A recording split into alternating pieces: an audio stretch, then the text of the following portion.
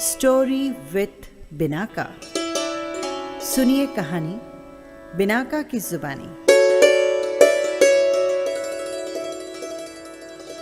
पौराणिक कथा में आज आप सुनिए भगवान पार्श्वनाथ और धर्मेंद्र पद्मावती।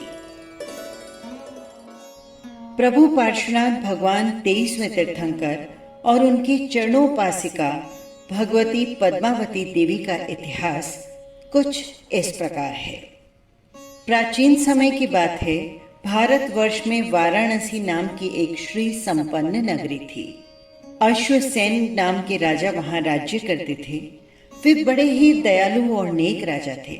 उनके राज्य में प्रजा सुखी रहा करती थी। उनकी पटरानी का नाम था वामा देवी। वे पतिव्रता, सुशील, धर्मपरायणा और प्रजावत्सल थी। एक समय की बात है, वामा देवी ने स्वप्न देखा और स्वप्न में देखे सफेद हाथी, वृषभ, केसरी सिंह, लक्ष्मी, पुष्पमाला, युगल, चंद्रमा, सूर्य, महाध्वज, कलश, पद्म सरोवर, क्षीर समुद्र, देव विमान, रत्न राशि और निर्धूम अग्नि। महारानी ने ये स्वप्न महाराज अश्वसेन को बताए तो वे प्रसन्न होकर बोले, रानी, तुम एक महान पुत्र को जन्म दोगी। कालांतर में महारानी ने एक दिव्य पुत्र को जन्म दिया। पुत्र के जन्म से सभी के मन में आनंद का सागर उमड़ने लगा।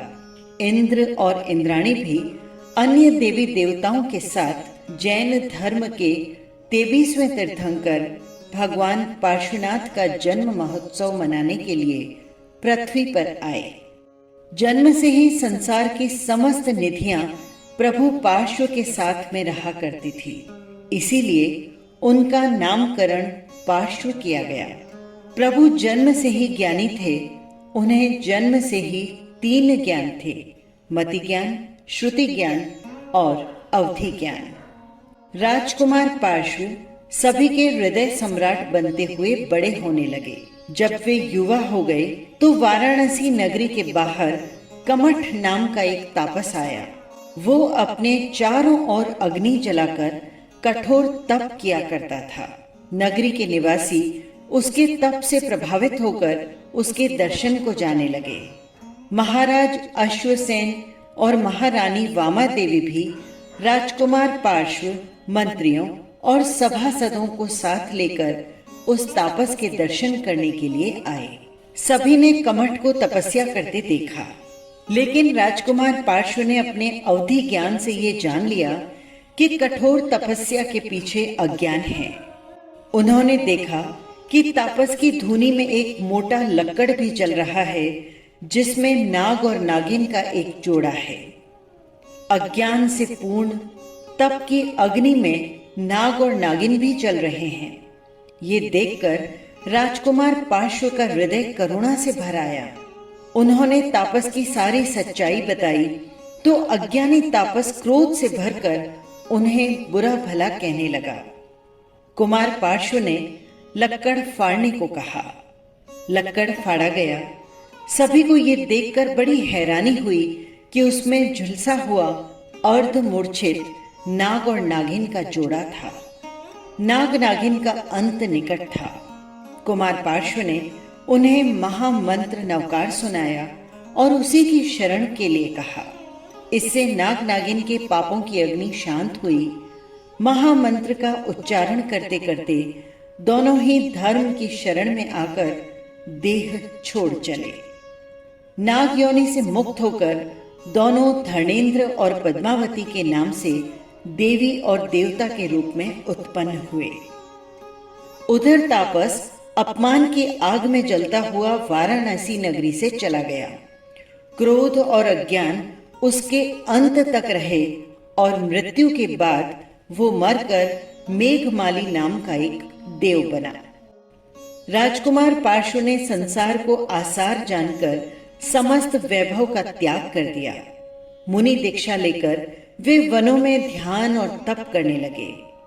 मेघमाली देव ने एक बार आकाश मार्ग से जाते हुए पार्श्वनाथ को जंगल में एकांत में तपस्या करते देखा। उसने सोचा कि पिछले जन्म में वाराणसी में हुए अपमान का बदला लेने के लिए ये बहुत ही अच्छा अवसर है। पहले उसने हाथी का स्वरूप बनाया और ध्यानस्थ पार्श्वनाथ भगवान को सूंड से उठाकर पटकने और पांवों तले रौंदने का भय दिखाया, परंतु पार्श्वनाथ अचल रहे। उसने सिंह के रूप में तीखे पंजों और दांतों से उनकी देह को क्षत विक्षत कर दिया। पार्श्वनाथ फिर भी नहीं डोले। वो बिच्छू बनकर उनकी देह को डसने लगा, पर प्रभु पार्श्व ध्यान में लीन रहे।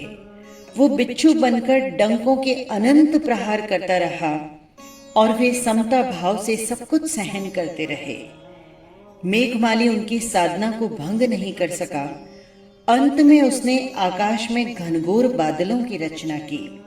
मूसलाधार पानी बरसने लगा। जीव जंतु अपने प्राण बचाने के लिए इधर उधर भागने लगे। बिजली कड़कती रही और पानी बरसता ही चला गया। धरती पर चारों तरफ पानी ही पानी दिखने लगा। ध्यान में लीन पार्श्वनाथ के नाभि तक पानी पहुंच गया। फिर उसके पश्चात वक्ष स्थल तक आ गया। धीरे धीरे कंधे और गले तक उन्हें पानी में डुबो दिया गया। पानी निरंतर बरसता रहा। उनकी नाक के अग्रभाग को पानी छूने लगा। उसी समय देवलोक में धर्मेंद्र और पद्मावती का सिंहासन कंपित होने लगा। उन्होंने दिव्य दृष्टि से देख लिया कि पार्श्व प्रभु पर भयंकर उपसर्ग आया है। मेघमाली के पैदा किए हुए संकट में प्रभु पूरी तरह डूबने ही वाले थे। उसी क्षण देवी पद्मावती मां और धर्मेंद्र नाग नागिन के रूप में पृथ्वी पर आए। देवी पद्मावती और धर्मेंद्र देव ने सहस्त्र फणों का विशाल छत्र बनाया। देवी पद्मावती सर्प कुंडल आसन बनकर ध्यान में लीन पार्श्वनाथ को पानी की सतह से ऊपर उठा लिया और अपने मस्तक पर विराजमान कर दिया। मूसलाधार वर्षा तब भी होती रही, परंतु अब उसका कोई भी प्रभाव प्रभु पर नहीं हो रहा था।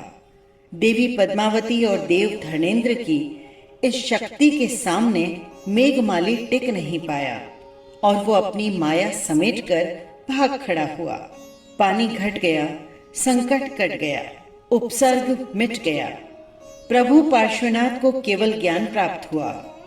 देवी पद्मावती और देव धर्मेंद्र ने अन्य देवी देवताओं के साथ आकाश से उन पर सुगंधित फूलों की वर्षा करते हुए उनका अभिनंदन किया।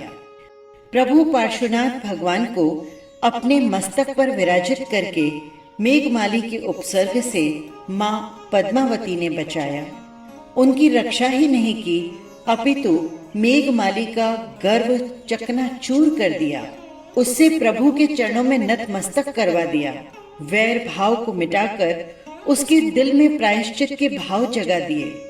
इन सभी समर्पित होकर किए गए कार्यों से 3 लोकों में मां पद्मावती की जय जयकार होने लगी। उनके नाम की महिमा चारों दिशाओं में गाई जाने लगी। संसार को ममतामयी माता पद्मावती की शक्ति और महिमा का सभी को ज्ञान हुआ। सर्वत्र उनकी पूजा अर्चना होने लगी।